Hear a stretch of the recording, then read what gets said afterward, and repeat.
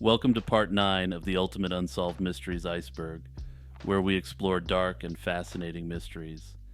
In this series, we deep dive unsolved mysteries including true crime, myths and legends, strange events, internet mysteries, and more. The disappearance of Lauren Spearer.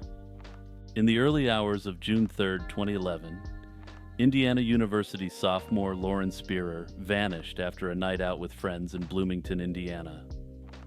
Lauren Spearer, originally from Scarsdale, New York, was majoring in textile studies at Indiana University.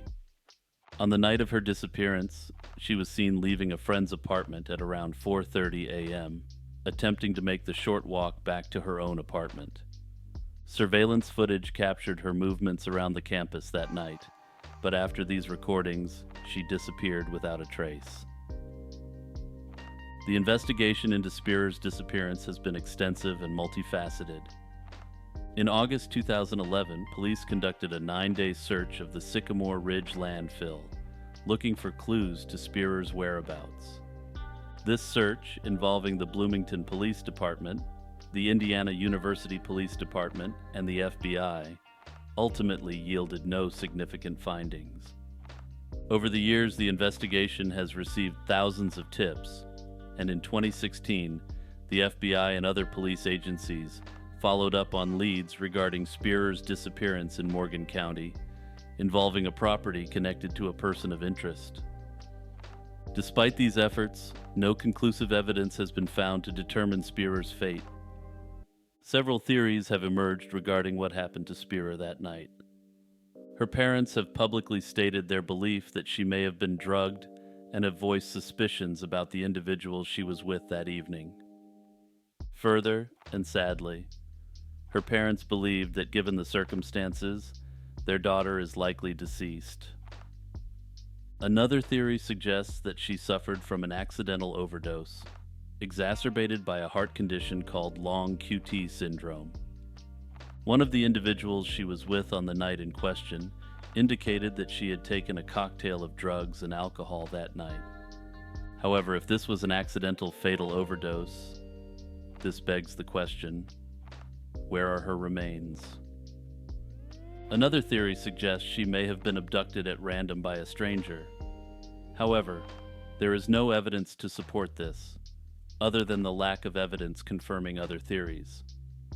As of today, Lauren Spearer's case remains unsolved, with no suspects named or charges filed. Thankfully, Lauren's family is extremely effective at keeping attention on her case, which leads me to hold out hope that there will one day be closure on this matter. The Mad Trapper of Rat River. Thanks to subscriber and Discord member Y Ultimate for suggesting this one. Remember, if you make a suggestion that makes it on the iceberg, you'll get a shout out, so leave a comment in the comments below or in the Discord server. The saga of the Mad Trapper of Rat River, a shadowy figure whose true identity remains a mystery, is a riveting chapter in both Canadian and American history. This tale begins in July 1931, when a mysterious American man, later known as Albert Johnson, arrived in the Northwest Territories. He built a small cabin near Rat River and soon clashed with local trappers and the Royal Canadian Mounted Police, the RCMP, over trapline interference. The situation escalated on December 31, 1931, when Johnson, cornered in his cabin, shot an officer who attempted to confront him over the dispute. The RCMP officers retreated with their wounded comrade, but in the meantime, news of what happened got out, and locals formed a 9-man posse to deal with the troublesome trapper. In case you doubted how serious this posse was when it came to ending Johnson, they brought along 20 pounds of dynamite to avoid an extended siege in his cabin. Also, somewhat curiously, this posse would eventually grow into a ragtag band of RCMP officers, local hunters and trappers, and local indigenous trackers. The posse members blew up part of the cabin, but Johnson was undeterred and kept up the firefight from the ruins of the cabin. The posse retreated, seeking to reinforce their numbers, and undoubtedly slightly humiliated that their 9 men were unable to take on Albert Johnson, who seemed to be fighting as a one-man army. However, when the posse returned, there was a problem. Albert Johnson was missing. This act triggered one of the largest manhunts in Canadian history, spanning over 7 weeks across the Arctic's harsh landscape. The chase captivated the nation as Johnson evaded capture through ingenious survival skills and tactics, including backtracking and hiding his trail. He utilized the environment to his advantage, moving through impenetrable underbrush and severe weather conditions that would deter even the most seasoned hunters. His ability to survive in such extreme conditions, along with his skill in evading a posse that included experienced RCMP officers and indigenous trackers, greatly increased his notoriety. In an unprecedented move, the RCMP enlisted the help of World War I ace aviator Wilfred May. The RCMP used his aircraft to scout and track Johnson's movements from the air, marking one of the first uses of an airplane in a manhunt. Despite the advantage of aerial surveillance, Johnson continued to elude capture until a fatal confrontation on the frozen Eagle River in February 1932. The posse ambushed Johnson at the river while he wasn't wearing his snowshoes. Outgunned and in open terrain, Johnson engaged in a firefight with the posse while attempting to retreat to cover. Somewhat unsurprisingly, he was mortally wounded in the encounter. In a twist out of a Hollywood film, Johnson shot an RCMP member who was part of the posse, and given the isolated area where this occurred, this would likely have been fatal. But remember the flying ace Wilfred May? He engaged in a daring landing and was able to get the officer to safety and medical attention, likely saving his life. The encounter ended with Johnson's death, but his identity and motives remained elusive. The examination of his remains and personal effects raised more questions than answers, revealing a man prepared for survival, but without any definitive clues to his past. After his death, a significant question arose. Who was this quarrelsome trapper who led the nation on a massive manhunt? Prior to 2017, numerous candidates swirled about, with most of them being American criminals. However, since 2017, DNA analysis has been used to try to establish his identity, or at least rule out candidates. All of his ancestors were from Sweden, suggesting he was almost certainly Swedish-American. This also had the effect of ruling out any of the potential candidates for Albert Johnson's identity. I've said it before in relation to other cases, but Netflix, you need to turn the Albert Johnson story into a limited series. This case has all the elements you need for a great 6 or 8 part story, and the best part is that there's a mystery underneath it all too. Doreen Marfeo. The disappearance of Doreen Marfeo unfolded in Johnston, Rhode Island on March 29, 1990. At the time of her disappearance, Doreen and her husband, Stephen Marfeo, were experiencing marital difficulties, leading Doreen to resign from her job at the Rhode Island School of Design to focus on their marriage. On the day she was last seen, Stephen claimed to have taken an unusually long 70-minute lunch break to eat at home with Doreen. He later claimed he returned later that afternoon, finding her missing. Despite her apparent departure, Doreen left behind many personal items, including her car, toothbrush, hair curlers, 2 pet cats, and substantial funds in joint bank accounts. Additionally, she suffered from severe allergies, which could cause her throat to swell, a condition that raised further concerns regarding her well-being after her disappearance. Stephen delayed reporting his wife missing for 2 days, a decision that has drawn, to put it mildly, extreme scrutiny. Prior to her disappearance, he had suspected Doreen of infidelity and had even gone as far as hiring private detectives to follow her, although there was no concrete evidence to support his suspicions. The investigation took a more sinister turn when police received two typewritten letters in June 1990. One letter outlined a scenario in which Stephen was accused of ending Doreen's life and disposing of her body. The other sought to tarnish Doreen's reputation by alleging affairs with co-workers. These letters, believed to be authored by Stephen and typed on his mother's typewriter, hinted at his involvement, yet he denied the allegations and ceased cooperation with the authorities. The mystery deepened in 1999, 9 years after Doreen's disappearance, when Stephen took the lives of his girlfriend and then himself, leaving behind a note that alluded to his guilt over Doreen's fate. In a somewhat shocking turn of events, despite the overwhelming circumstantial evidence against Stephen, his mother has very publicly defended him and his quote-unquote legacy. Authorities, however, remain convinced that Stephen played a significant role in his wife's disappearance. Unfortunately, Doreen Marfeo, born Doreen Dobson, since under the circumstances I think it may be more respectful to refer to her as such, has never been found, sadly denying closure to her family at present.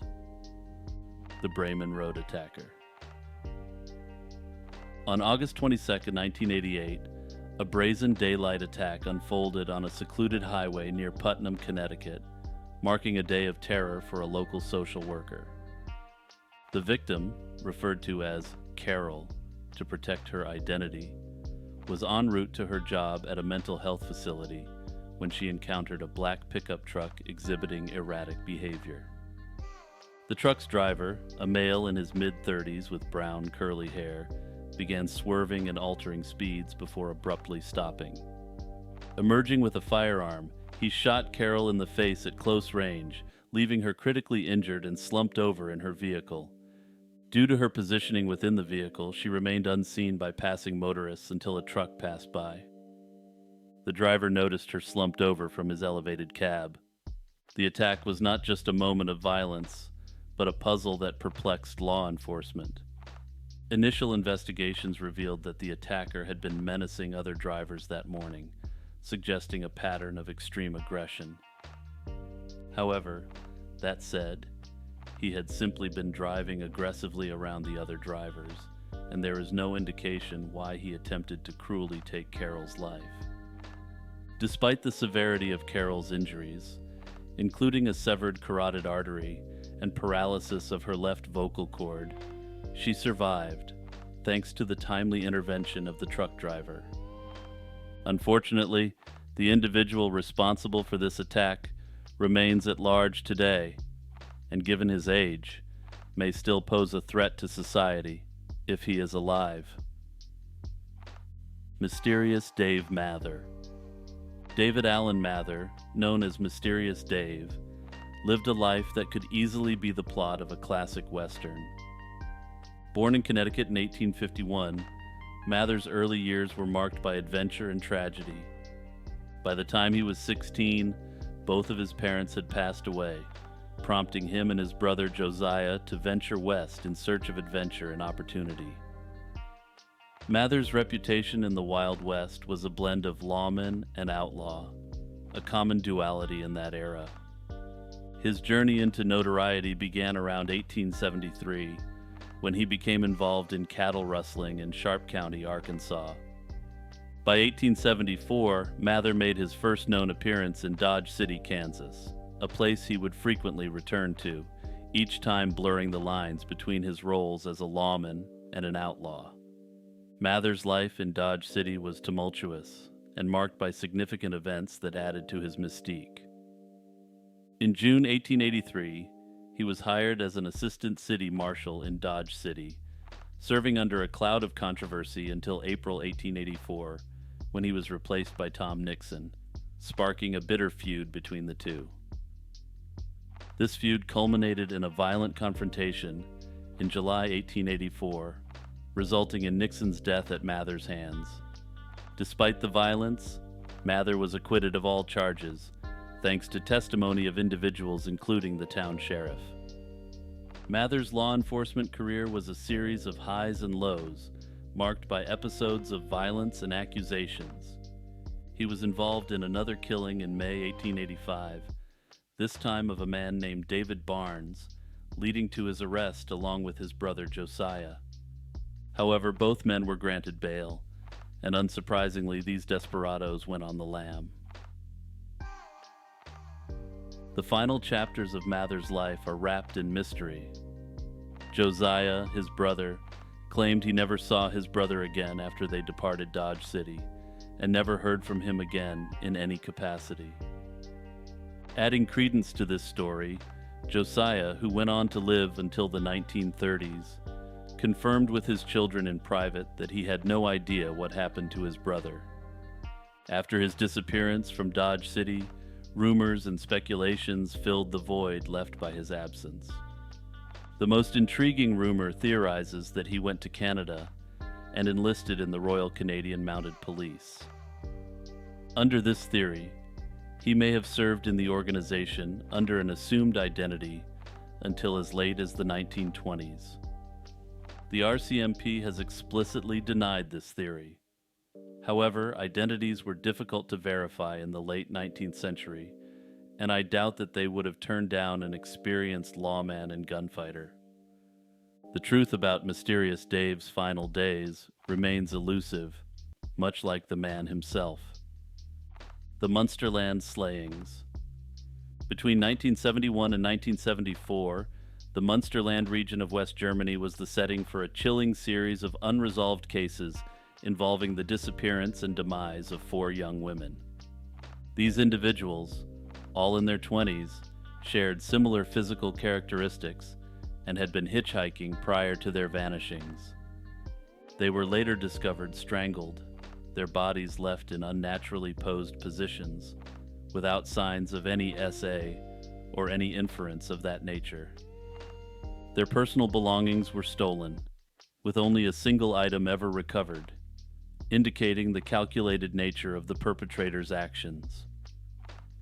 The first case involved Edeltraud van Boxel, found under mysterious circumstances that suggested transportation in a vehicle, evidenced by specific burn marks. Edeltraud was working as a paid companion and was last seen getting into a white Volkswagen Beetle. Barbara Storm's case further perplexed authorities due to her last known activities and the subsequent discovery of her body in a remote area. She was last seen with a man in his 20s who had picked her up while hitchhiking. Marlies Hemmer's disappearance led to the finding of her remains in a secluded location with personal items missing. Erika Kuntz's case echoed the grim pattern, her demise marked by similar, inexplicable details. Interestingly, all of the slain women had black or dark hair, suggesting they may have been targeted for their appearance. Based on my research in English language sources and through machine-translated German sources, there appears to be no indication that the police have ever named a suspect. However, the suspected perpetrator was noted to be a white male in his 20s, with dirty blonde to brown hair. Given the age of this individual, and given the horrific nature of these slayings, I doubt that he stopped there unless he was incarcerated on unrelated crimes, or ended by other means. The Monopoly Man, the Monocle Mandela Effect. The Monopoly Man, often envisioned with a monocle, has sparked widespread discussion due to the Mandela Effect, a phenomenon where a large group of people shares a false memory.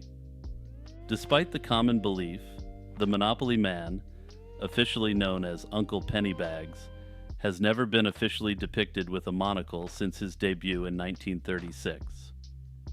Proponents of this Mandela Effect state that 2 realities merged, one where the Monopoly Man wears the monocle, and another one where the Monopoly Man does not. In my view, this Mandela Effect is not fruit of the loom tier, and there is likely a simple explanation for it. Also, programming note: all Mandela effects will be graded against the fruit of the loom cornucopia. In popular culture, there are only a couple of stock characters that are associated with the usage of the monocle. The first, which does not apply to the Monopoly Man, is that of a stern German aristocrat from the ancient aristocracy. This image is generally associated with World War I. The second is the American blue-blooded aristocrat, often depicted wearing a top hat and carrying a cane.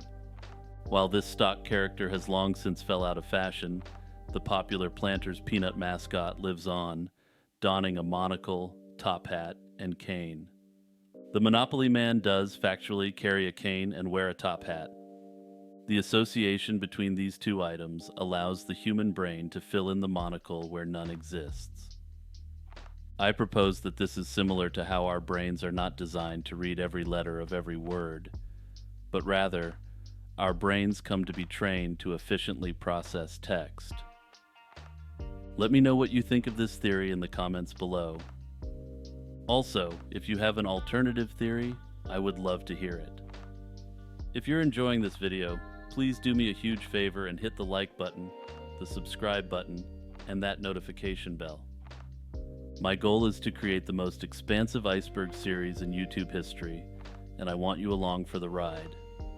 Also, consider signing up for a YouTube membership, joining the Patreon, and joining the Discord. Also, there's now a merch shop. Get in on it. The Disappearance of Guy Geyer. The Disappearance of Guy Geyer, a 61-year-old man last seen in Chewela, Washington on November 15, 2020, remains unsolved. Geyer was involved in the renovation of a home owned by a family friend at the time of his disappearance. He was last heard from 2 days later, on November 17, 2020, and despite efforts to locate him, he has never been heard from again. Geyer's vehicle was discovered abandoned on a friend's property on November 20th, with the keys still inside and the window rolled down. His friends and family described this situation as highly unusual for him. The house he was renovating was left unlocked, and all his tools were found inside, neatly organized, and the environment unusually tidy. These details have led to widespread speculation about the circumstances surrounding his disappearance.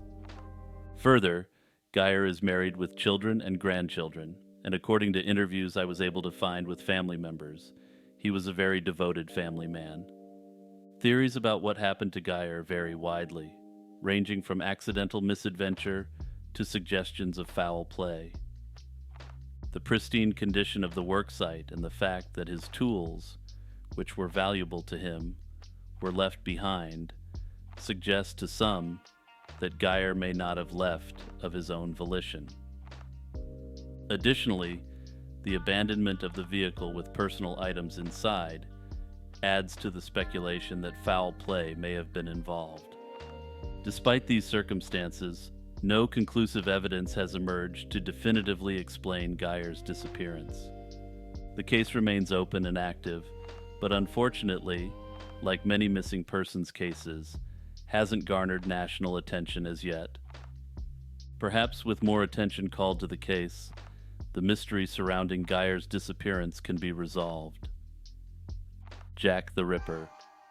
In 1888, London's East End was gripped by a series of brutal incidents that would leave an indelible mark on criminal history. An unidentified individual, infamously known as Jack the Ripper, was responsible for the grim demise of at least 5 women in the Whitechapel district. The Jack the Ripper case would go on to become arguably the most famous serial slaying case in history. These events not only terrorized and shocked the Victorian world to its very core, but completely baffled police. The backdrop of these incidents was a London characterized by stark contrasts of wealth and poverty, with the East End home to many of society's most vulnerable. Amidst overcrowding, squalor, and desperation, many women were forced into paid companionship work as a means of survival. It was within this environment that Jack the Ripper found his victims, all of whom were women working in the paid companionship field. The brutality of the attacks, where victims were not just slain, but desecrated. These acts suggested a perpetrator with a deep-seated animosity towards women, a deranged mindset, an evil sense of opportunism, or more likely than not, a hideous combination of all three traits. The police investigation into these crimes was extensive, involving countless interviews, the examination of numerous suspects, and the exploration of various theories regarding the identity of the Ripper. Letters were received by the police, purportedly from the Ripper himself. In these letters, the Ripper taunted the authorities and boasting about the crimes, although the authenticity of these letters remains in question. Despite the efforts of the police and the involvement of prominent figures in the investigation, the true identity of Jack the Ripper was never uncovered. Speculation over the Ripper's identity has been rampant, with over 100 suspects named over the years, ranging from the plausible to the outlandish. These individuals included a Polish migrant, a member of the royal family, and even famous Victorian painter Walter Sickert. However, none of these theories have been conclusively proven, and the mystery of Jack the Ripper's identity persists. There's also a school of thought that doubts the existence of Jack the Ripper altogether, suggesting that a copycat slayer or slayers were involved. In my view, some evidence stands out against this theory. The cases occurred over a short period of time, and given the modus operandi for all of them, and given the newspapers widely printed false stories sensationalizing the case, the real Ripper was out there. The victims, often referred to as the Canonical Five, were Marianne Nichols, Annie Chapman, Elizabeth Stride, Catherine Eddowes, and Mary Jane Kelly. Their slayings, characterized by a specific modus operandi, suggested a single perpetrator. Further, the police and the public have tried to connect numerous other slayings to the Ripper, though the Canonical Five, as their name would indicate, are the only five that are universally accepted. With respect to the theory that the Ripper didn't exist, I can accept the copycat theory in relation to some of the non-canonical victims. There were likely individuals who tried to use the Ripper MO as cover for their own crimes. After all, the tabloid media did have an incentive to drum up new Ripper slayings to sell papers. Dr. Arvind Sinha. Born on January 7, 1958 in India, Dr. Sinha was a respected physician until the allegations revealed against him in January 1992. According to the evidence of a then 19-year-old woman, Dr. Sinha committed an unspeakable violation against her in 1989. Dr. Sinha was arrested soon thereafter and charged with SA. At the bail hearing, his bail was set at almost $200,000, not adjusted for inflation. The bail was set at such a high amount as the district attorney's office argued that due to his wealth and connections to India, he presented an extreme flight risk. The day following his bail hearing, he posted bail and was never seen again. His disappearance has led to a widespread search, with police believing that he likely fled to India, or in the alternative, had stayed somewhere in the United States. If he stayed in the United States, it is assumed that he had altered his appearance to attempt to practice medicine under an assumed identity. That said, given that he is still wanted after 30 years, I would tend to agree that he likely fled to India. Further, there's always the possibility that given the circumstances, and his life and medical practice collapsing around him, that he chose to consensually end himself under the pressure. Arnoldo Jimenez. Arnoldo Jimenez, born on February 19, 1982, is wanted in connection with the slaying of his wife, Estrella Carrera, the day after their wedding.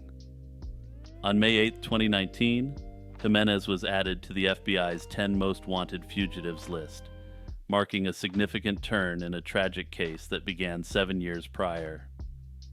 The case against Jimenez centers on the events following his wedding in May 2012. Just one day after marrying Estrella Carrera, she was found deceased in the bathtub of her Burbank, Illinois apartment, leading to immediate suspicions regarding Jimenez's involvement. The aftermath of this tragic event set off a manhunt for Jimenez, who has not been seen since. His disappearance has led to widespread speculation about his whereabouts, with some believing he may have fled the country. The FBI believes that due to familial connections, he may be in Mexico. Interestingly, in September 2012 in Texas, his brother was arrested on drug charges, and in the course of searching the brother's house, a gruesome discovery was made. Arnoldo's 2006 Maserati was discovered in his brother's possession. The vehicle was covered in blood, indicating that the offense had taken place inside the vehicle, not the apartment. An active reward of up to $250,000 remains open for information leading to his arrest. Kowloon Walled City. Kowloon Walled City, once a densely populated enclave within the boundaries of Kowloon City, British Hong Kong, was an architectural anomaly and a historical conundrum. Its origins can be traced back to the Song dynasty, originally established as a military outpost. Over centuries, it evolved into a self-contained enclave. Following the Treaty of Nanking in 1842, Hong Kong Island was ceded to Britain, leading the Qing authorities to fortify the outpost as a countermeasure against British influence. Despite being surrounded by British territories, the walled city was left as a Chinese enclave after another treaty in 1898. However, while the walled city was nominally part of the Qing Empire, it was ungoverned by either them or the British. The population surged after World War II, as refugees fleeing the Chinese Civil War found refuge within its walls, turning it into a densely packed urban settlement. By the 1980s, the walled city housed approximately 35,000 people within its 6-acre area, making it one of the most densely populated places on Earth. This growth occurred with minimal oversight from either British or Chinese authorities, leading to a complex maze of buildings up to 14 stories high. This structure was constructed without adherence to any building codes or regulations. The lack of government intervention created a unique environment where the community was largely self-governing. This autonomy, however, also facilitated illegal activities. The walled city became notorious for its unlicensed businesses, including dental and medical practices, and was a hub for much more nefarious activities. Triad groups operated with impunity, engaging in all the illicit trades you can imagine. British and Chinese authorities largely ignored the enclave until the late 20th century, when plans for its demolition were set in motion.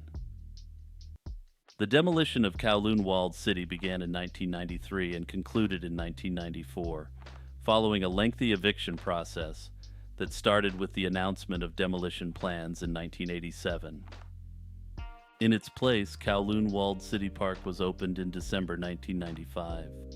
In my view, the mystery is how this gigantic structure was able to continually grow and function without central authority and zoning. This was an electrified, self-contained unit with plumbing. This was not a primitive settlement, as you can see on screen. The disappearance of Michael Rosenblum. The disappearance of Michael Rosenblum is a baffling case that began on February 14, 1980, when Rosenblum, after leaving his girlfriend at a gas station, vanished without a trace. His vehicle was found by the Baldwin Borough Police Department shortly after his disappearance. But it took 3 months before his girlfriend and family was notified of its recovery. This delay raised suspicions about the police department's handling of the case. Reports suggest that Rosenblum had been struggling with drug addiction and had erratic behavior leading up to his disappearance, having been released from a rehabilitation facility just a month prior. Investigations into Rosenblum's disappearance were marred by controversies, including allegations against the Baldwin Borough Police Department for their alleged mishandling of the case. Notably, a bone fragment and clothing scraps found in 1988, near the area where Rosenblum's car was discovered, matched his last known attire. Though initially, these remains could not conclusively be identified as his. It wasn't until 1992 that a fragment of a human skull found in the same vicinity was confirmed to belong to Rosenblum, providing tragic confirmation of his death. The police are now working under the assumption of possible foul play. However, his case remains unsolved at present. Further, despite the passage of time, police have yet to name any suspects, or even confirm if foul play was involved. Complicating matters further, Rosenblum's family has made significant unproven allegations against the police department and specific police officers. These allegations suggest not only a poor investigation, but an active cover-up. These allegations have never been substantiated. Bradford Bishop. William Bradford Bishop, Jr., a man whose life was seemingly out of a high achiever's handbook, spiraled into one of the most baffling and dark tales of the 20th century. Born on August 1, 1936, in Pasadena, California, Bishop carved a niche for himself as a United States government Foreign Service officer. Fluent in multiple languages, including English, French, Italian, and Serbo-Croatian, Bishop had the world at his fingertips, with a promising career that took him to various corners of the globe. Yet beneath this veneer of success and international diplomacy lay a turbulent and mysterious undertow that would culminate in a chilling and vile sequence of events in March 1976. Bishop's professional life was marked by his extensive experience as an international traveler and his intelligence training, with assignments in Italy, Ethiopia, and Botswana. His familiarity with overseas immigration bureaucracies and the ability to navigate the complexities of international travel would later play a pivotal role in his disappearance. Despite being described as intense and self-absorbed, with a preference for a neat and orderly environment, there was no evident precursor that could hint at the tragedy that would unfold. The turning point came in early March 1976 when Bishop was passed over for a much-anticipated promotion. This rejection seemed to unravel something within him, setting off a series of actions that would leave the community and the nation in shock. On March 1, 1976, Bishop committed an unthinkable act against his own family in Bethesda, Maryland.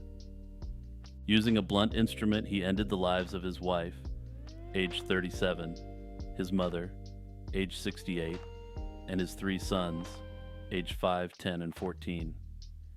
He then transported their bodies to Columbia, North Carolina, where, in a further disgusting act, he desecrated their bodies. In the aftermath, Bishop vanished, sparking one of the most extensive and ongoing fugitive manhunts in U.S. history. His station wagon was found abandoned at an isolated campground in Great Smoky Mountains National Park, Tennessee, containing personal items and traces of his presence. This site is extremely close to the Appalachian Trail, a fact that would also play extreme importance in the investigation. Despite being indicted on first-degree charges, Bishop's whereabouts remained a mystery, fueled by reported sightings across Europe over the years.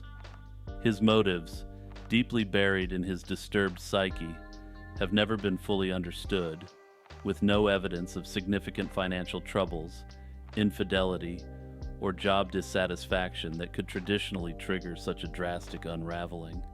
Criminal profilers have suggested that Bradford Bishop's life had, in essence, been a storybook tale up until he was passed over for the promotion. This narcissistic injury, or extreme wound to his ego, is speculated to have broken him. Alternatively, or in conjunction with the previous theory, it's been suggested that the act was done in essence as revenge against those who passed him up for a promotion. After all, what could bear more heavily on the people who passed him up than knowing that innocent little ones perished as a result of a completely routine decision? Returning to his disappearance, Bishop had numerous abilities, which would have given him a competitive advantage in a manhunt. He was an avid outdoorsman and a licensed amateur pilot. Further, he was charismatic, spoke numerous languages, and had the ability to navigate internationally. His disappearance has been a subject of international intrigue, with sightings reported in Sweden, Italy, and Switzerland, among other places. Yet, despite the global reach of law enforcement and the advent of technology that has made the world a smaller place, Bishop remains on the lam, his fate as enigmatic as the true motives behind his actions. Some have suggested that it is possible that he ended himself, perhaps somewhere deep in the Appalachian Mountains. While this may be factually correct, circumstantial evidence strongly suggests against it. This is a man so invested in the idea of himself and who he is, that the catalyst for slaying his entire family may have been a bruised ego. Interestingly, in 2021, a woman came forward to indicate that she had been adopted and that Bradford Bishop was her biological father. Little information is known about the woman. However, the FBI has confirmed her account. Given the heinous nature of these crimes, and given his age, my hope is that he is brought to justice in the last years of his life. The Pokegods. In the late 90s, Pokemon fever took over the world, captivating the hearts and minds of children, many of whom now enjoy the series with their own kids. A series of schoolyard and early internet rumors emerged that would become legendary in their own right. These were the tales of the Pokegods, mythical creatures said to be hidden within the game, far more powerful and elusive than any Pokemon listed in the official Pokedex. The origin of the Pokegods rumor can be traced back to the playgrounds and early internet forums where players exchanged tips and tricks, many of which were backed up with the unerring authority of the quote-unquote Nintendo uncle. Every school in the 90s had at least one student who professed authority on Nintendo-related topics, due to an unseen uncle who quote-unquote worked for Nintendo. But back to Pokegods, players claimed that certain actions, often elaborate and obscure, could unlock these supreme beings.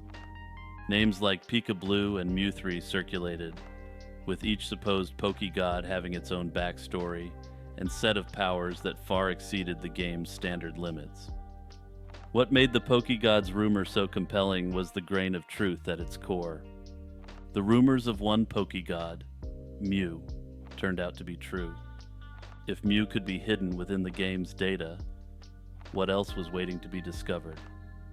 This question fueled the fire of speculation and the hunt for Pokegods. These rumors were not just idle schoolyard chatter. They had a tangible impact on how players engaged with the game. Many wasted countless valuable childhood hours attempting to decode the secrets to unlocking these legendary creatures, following convoluted steps that ranged from performing specific in-game actions to exploiting supposed glitches. But were these hours wasted, or was the sense of adventure its own reward? The mystery of the Pokegods comes from the time in which the rumor spread. In the late 90s, internet access was not common, yet everyone who was there at the time remembers the same Pokegod rumors floating around their schoolyard. It seems that every school had one kid who had a Pika-Blue on his Game Boy at home. And no, you couldn't see it because his parents didn't allow friends to come over, or he wasn't allowed to leave the house with the Game Boy, amongst other excuses. The disappearance of Tiffaine Varone. In July 2018, the disappearance of Tiffaine Varone, a French tourist in Nikko, Japan, captivated public attention. Tiffaine embarked on a meticulously planned 3-week vacation to Japan, a country she had previously visited and held in high regard.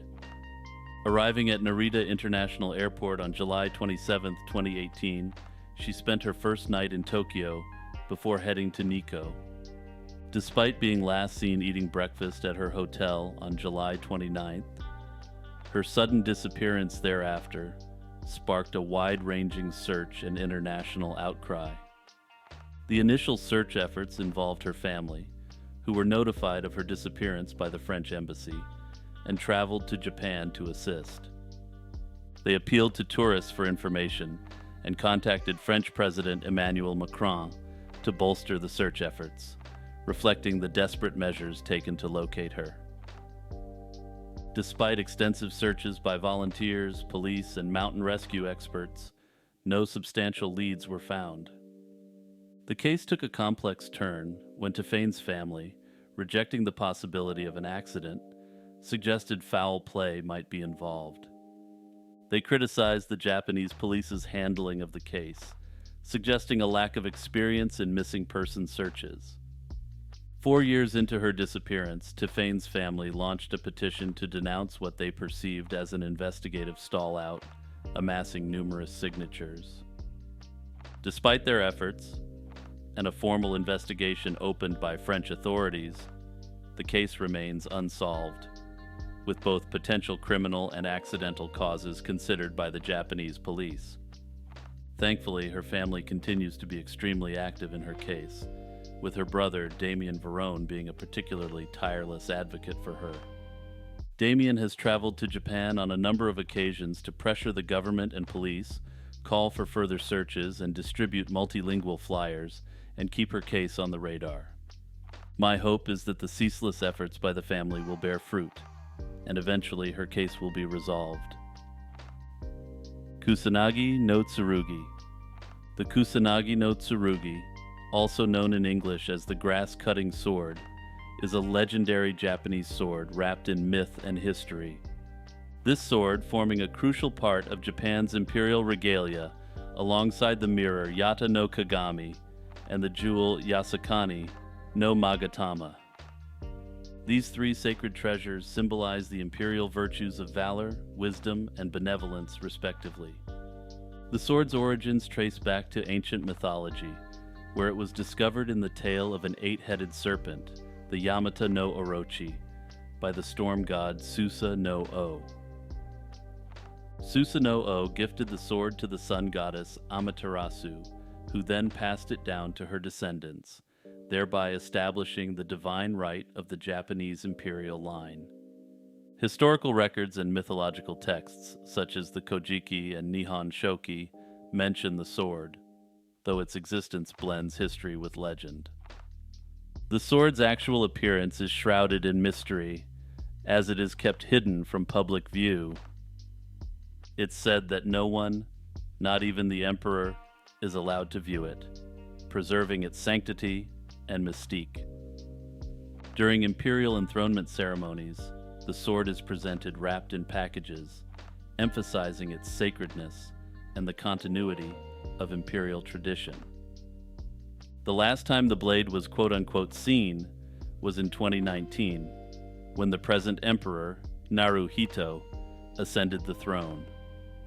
This legendary weapon mirrors the case of other semi-historical legendary weapons, such as the Spear of Destiny and the Joyeuse, both of which have been discussed in previous entries in this series.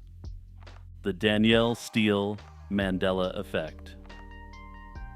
The Danielle Steele Mandela Effect appears to have started circulating around Reddit in 2023, and seems to be picking up steam.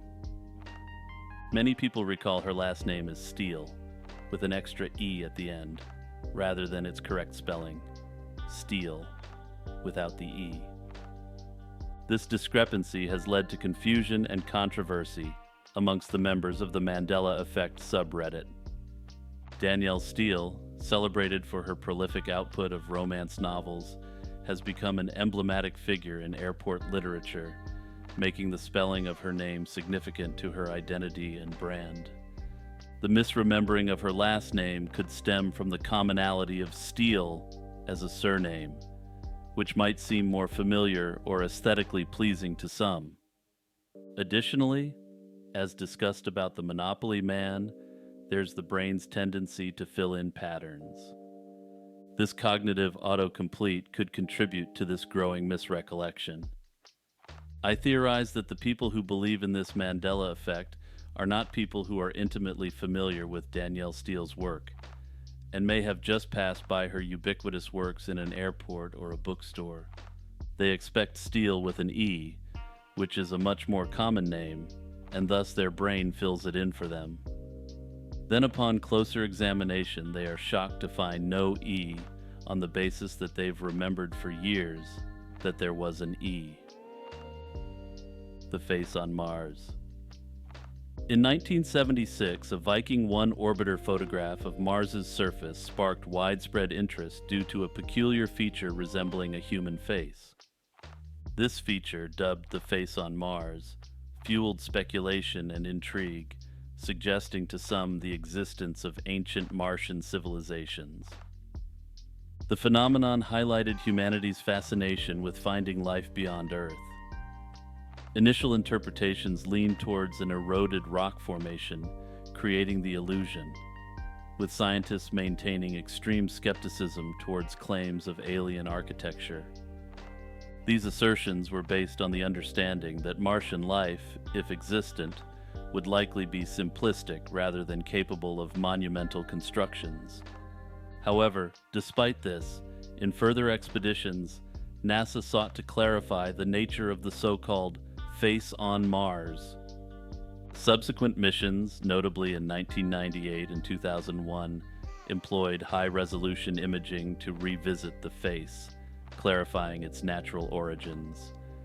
These images, capturing the structure under different lighting conditions, debunked theories of artificial construction. Rock erosion and the interplay of light and shadow in the original 1976 low-resolution photograph were the cause of the confusion. The human brain has an inbuilt cognitive function, referred to as pareidolia, wherein we are quite literally programmed to see human faces where they don't exist.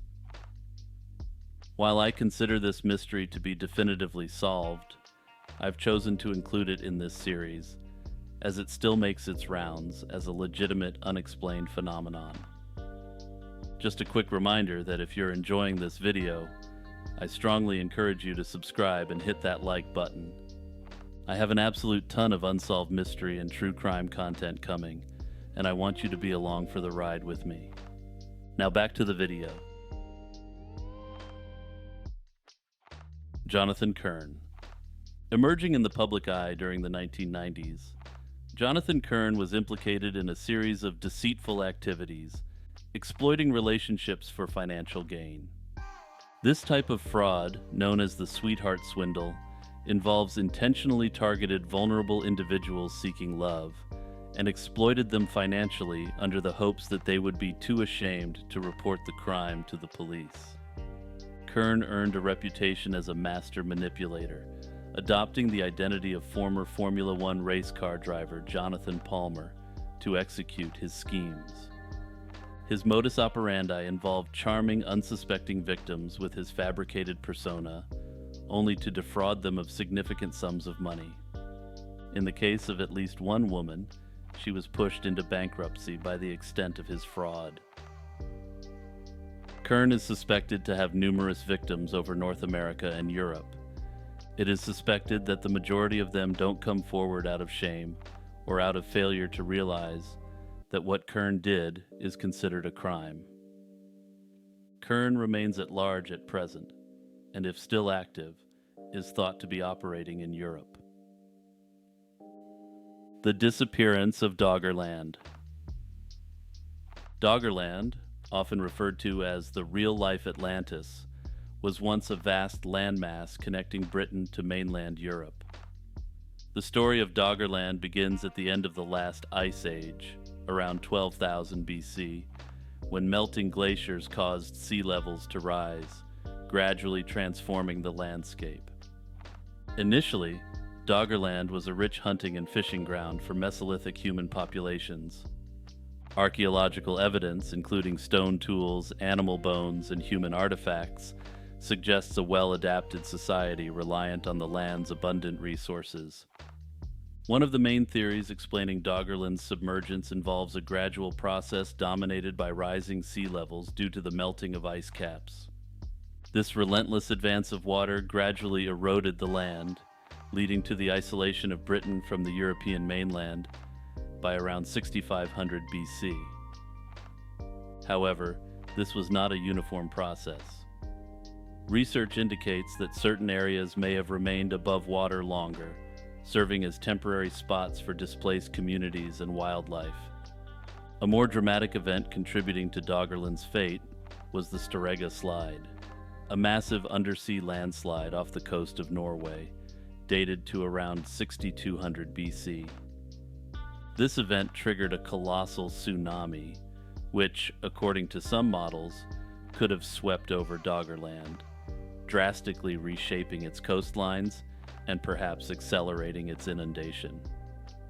The evidence of this tsunami has been found in sediment layers across the North Sea, adding credence to the theory that such cataclysmic events played a significant role in the area's history. Elisa Lam. The case of Elisa Lam has captivated internet sleuths and true crime enthusiasts around the world. In February 2013, the Canadian student was found deceased in a water tank atop the Cecil Hotel in downtown Los Angeles, a place with a history of violence and tragedy. The bizarre circumstances of her disappearance and the chilling elevator footage released by the LAPD fueled widespread speculation and theories about what happened to her. One prevailing theory revolves around the possibility of foul play. The Cecil Hotel's notorious reputation, combined with Elisa's erratic behavior in the elevator footage, led some to believe she may have been pursued or harmed by someone. Despite extensive investigations, no evidence of murder was found, and no suspects were ever identified, leaving this theory largely based on conjecture.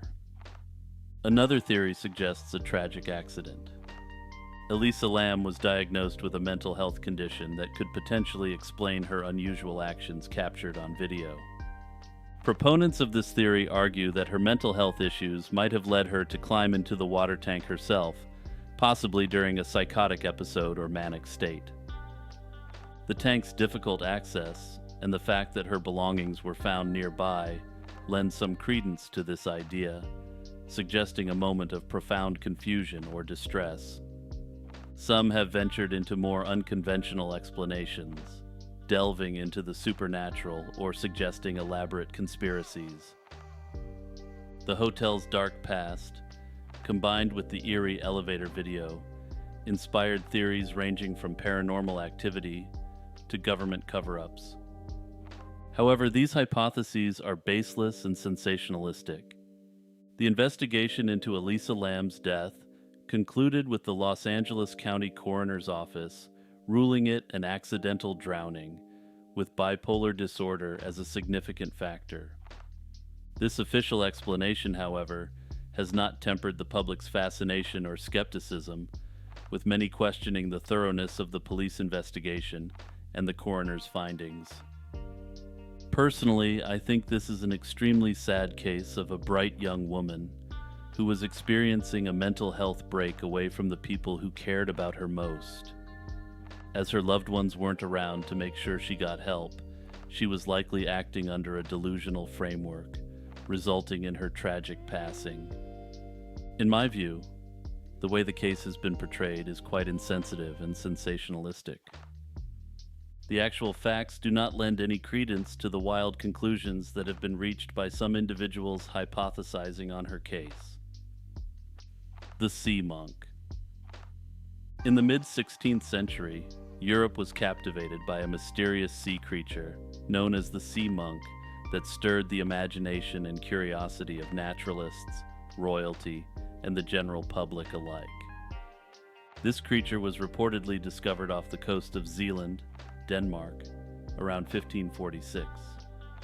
It bore a striking resemblance to a monk in its appearance, complete with what seemed to be a head resembling that of a human, and was clad in what could be likened to a monk's habit. The sea monk was documented by several renowned naturalists of the time. These accounts describe the creature as a fish with human-like features, igniting widespread interest and debate among scholars and the curious alike. Despite the vivid descriptions and illustrations that circulated throughout Europe, skepticism regarding the authenticity and accuracy of these representations persisted. Many have suggested that artistic embellishment might have played a role in the creature's fantastical appearance. The true nature of the sea monk has remained a subject of speculation and inquiry over the centuries. Early theories proposed in the 19th century suggested that the sea monk could be a giant squid. More contemporary hypotheses have considered the possibility of the creature being an angel shark, a seal, or even a walrus. Despite these efforts, the sea monk's identity remains elusive, with no consensus reached among scientists and historians. Thanks for watching. If you enjoyed this video, make sure to like and subscribe, and also hit that notification bell. I plan to make this the most extensive iceberg series ever, but that can only happen if you subscribe. Also, check out the Patreon, my YouTube membership, and the Discord. The links are in the description for this video. Shout out to my patrons Noah Schubert, Kazakh Cutie, Kurt the Squirt, and new patron Monoxide Wendigo. Until next time, stay healthy and peace out.